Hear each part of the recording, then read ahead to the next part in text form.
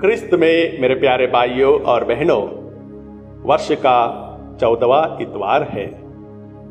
प्रभु यीशु कहते हैं, अपने नगर, अपने कुटुंब और अपने घर में नबी का आदर नहीं होता।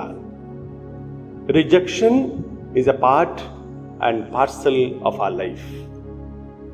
ईमानदारी से काम करने वाले को, ईमानदार लोगों को हमेशा हर बार समाज में विक्ट्री का माला नहीं पहनाया जाता है। बहुत ऐसे नोबल व्यक्ति हैं जिन्हें नकारात्मक की सोच की ओर धकेला जाता है, जिन्हें रिजेक्ट किया जाता है, अपमानित किया जाता है, अपमान झेलना पड़ता है। इन सारे लोगों के लिए एक भरोसा, विश्वास और उम्मीद प्रभु यीशु है, क्योंकि आज के सुसमाचार में प्रभु यीशु हम लोगों से कहते हैं, अपने नगर, अपने कुटुंब और अपने घर में नबी का आदर नहीं होता है। सन 1960 में सूडान में रिलीजियस परसिक्यूशन शुरू हुआ था। उस दौरान फरीद ताबान नामक एक ब्लैक स्टूडेंट उस परसिक्यूशन को एस्केप करने के लिए सूडान से युगांडा भाग जाता है और वहां पर एक सेमिनरी ज्वाइन करता है, पढ़ाई करता है पुरोहित बनने का, और एक पुरोहित बनता है। कुछ सालों बाद जब सूडान में परिस्थिति ठीक होने लगी, शांति रहने लगी, तब फादर फरीद ताबान सूडान वापस आते हैं, अपने गांव वापस आते हैं और उनको पालाटोका नामक एक गांव में एक पल्ली पुरोहित नियुक्त किया जाता है। उस समय जो उस पल्ली के लोग थे, उन लोगों ने कभी भी एक काले पुरोहित को नहीं देखा था। हमेशा उन लोगों ने एक गोरे पादरी को ही देखा था, जो लोगों को राशन बांटते हैं, कपड़े बांटते हैं, मेडिसिन देते हैं और लोग उनसे खुश थे। पहली बार उन लोगों ने एक काले पादरी को देखा था, फादर ताबान, और लोगों ने उन्हें रिजेक्ट किया था, क्योंकि फादर ताबान ना केवल काले थे, गरीब भी थे, उन्हीं के समाज के थे। लोगों ने उन्हें तिरस्कृत किया। बहुत समय लगा, करीब 7-8 महीनों तक फादर ताबान को तकलीफ हुई, मुसीबतों का सामना करना पड़ा, रिजेक्शन का सामना करना पड़ा, और धीरे धीरे से लोगों ने उनको अपनाया, उनको रिस्पेक्ट दिया। कुछ इसी प्रकार प्रभु यीशु भी अपने जीवन में एक एक्सपीरियंस महसूस करते हैं। प्रभु यीशु का भी एक्सपीरियंस कुछ इसी प्रकार का था। जब वे अपने गांव नाजरत गए थे, सभागृह में उनकी शिक्षा सुनकर लोगों ने सवाल किया था। एक सवाल नहीं, एक के बाद एक बहुत सारे सवाल किए थे। पूछा था, यह सब इसे कहां से मिला है? यह कौन सा ज्ञान है जो इसे दिया गया है? क्या यह वही बड़ाई नहीं है, मरियम का बेटा, याकूब, यूसुफ, यूदा और सिमोन का भाई? और वे यीशु में विश्वास नहीं कर सके। ऐसे तमाम लोग हैं क्रिस्त में मेरे प्यारे भाइयों और बहनों, जो इस प्रकार के परिस्थितियों का सामना करते हैं। एग्जाम्पल के लिए बिशप फुल्टन शीन, एक महान प्रीचर, जब वे कॉलेज में पढ़ाई कर रहे थे और कॉलेज के एक डिबेट कंपटीशन की तैयारी कर रहे थे, और उनके कोच ने उनसे कहा था, you are absolutely the worst speaker I ever heard. और आगे बढ़कर बिशप फुल्टन शीन एक महान प्रीचर बन जाते हैं। Ernest Hemingway, the great novelist, उनका टीचर ने उनसे कहा था, forget about writing, you don't have enough talent for it. तुम लिखने का छोड़ दो, तुमसे नहीं होगा। आगे बढ़कर एक नोवेलिस्ट बन जाते हैं। हम सब यीशु के अनुयायी हैं। हमें यह याद रखना होगा जो प्रभु यीशु ने हम लोगों से कहा है। संत मत्ती का सुसमाचार अध्याय 10 पद संख्या 24 और 25 में कहते हैं, ना शिष्य गुरु से बड़ा होता है और ना सेवक अपने स्वामी से।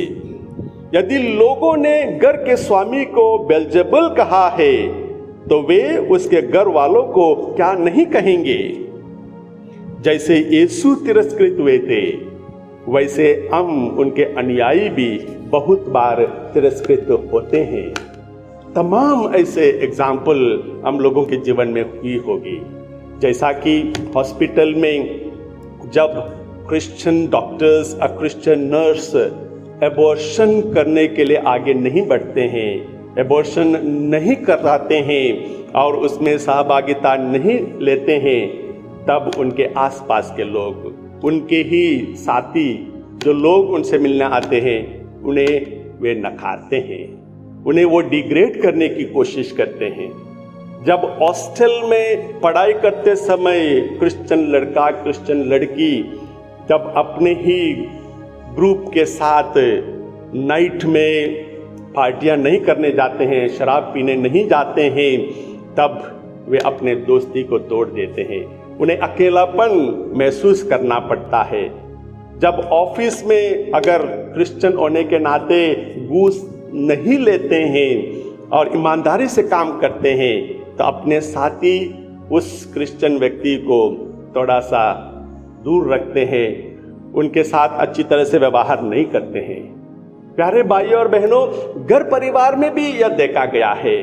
जब घर में रोजरी होती है या बाइबल का पाठ होता है, देखा जाता है कि बच्चे मोबाइल पकड़कर खेलने लगते हैं और नवयुवक नवयुवतियां हो सकता है नहाने के लिए चले जाते हैं या घर से बाहर निकलकर थोड़ा सा टहलने लगते हैं और वहां पर विरोध उत्पन्न होता है।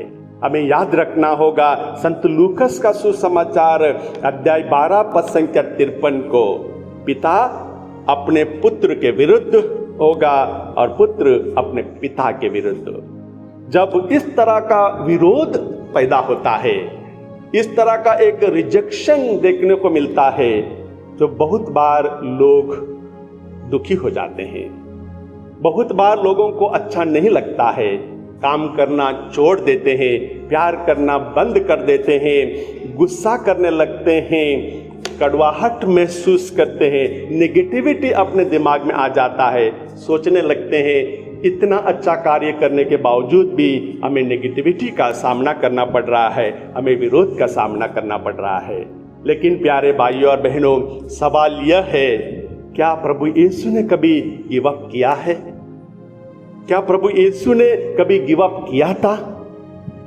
प्रभु यीशु के जीवन में भी बहुत बार उन्हें रिजेक्शन का सामना करना पड़ा था। लोगों ने उन्हें पर्वत के उस चोटी तक ले गए थे, उन्हें ढकेल कर नीचे डालने के लिए। जब वे समारिया के रास्ते से आगे बढ़ना चाहते थे, लोगों ने उस रास्ते से जाने नहीं दिया था। जब प्रभु यीशु यरूशलेम मंदिर में थोड़ा सा गुस्सा किए थे, फरीसियों ने, शास्त्रियों ने बहुत सारे सवाल उनके सामने खड़ा किए थे। जब प्रभु यीशु क्रिस्त ने अपदूत ग्रस्त व्यक्ति का अपदूत निकाला था और कहा था, तब लोगों ने उन्हें अपने गांव से ही जाने के लिए कहा था। अर्धांगी रोगी के सामने जब प्रभु यीशु ने उनसे कहा था तुम्हारे पाप क्षमा हो गए हैं, वहां पर खड़े शास्त्रियों ने कहा था कि ईश निंदा कर रहा है। फिर भी प्यारे भाइयों और बहनों, प्रभु यीशु क्रिस्त ने अपना कार्य को नहीं रोका। प्रभु यीशु क्रिस्त ने हमेशा अच्छा कार्य करते हुए आगे बढ़ते गए। इसका एक कारण है, क्योंकि प्रभु यीशु क्रिस्त ने अपने बपतिस्मा के समय और अपने रूपांतरण के समय, संत मत्ती का सुसमाचार अध्याय 13 पद संख्या 5 में इसका उल्लेख है, एक महत्वपूर्ण चीज उनको पता चली थी। वो यह थी कि पिता ईश्वर की वो वाणी, कहा गया था, यह मेरा प्रिय पुत्र है, इस समय अत्यंत प्रसन्न हूं, इसकी सुनो। और वही प्रभु यीशु क्रिस्त हम लोगों को ढांढस देते हैं, अब लोगों का विश्वास को पक्का करते हैं, हमारा साथ देते हैं और वे हम लोगों को स्वर्गारोहण से पहले कह चुके हैं संत मत्ती का सुसमाचार अध्याय 28 पद संख्या 20 में, मैंने तुम्हें जो जो आदेश दिया है तुम सब उसका पालन करना, उन्हें सिखलाओ और याद रखो मैं संसार के अंत तक सदा तुम्हारे साथ हूं। चाहे प्यारे भाइयों और बहनों हमें कितना भी रिजेक्शन झेलना क्यों ना पड़े, प्रभु यीशु हमारे साथ है। पूरे विश्वास के साथ उनका कार्य को आगे बढ़ाते जाएं। आमीन।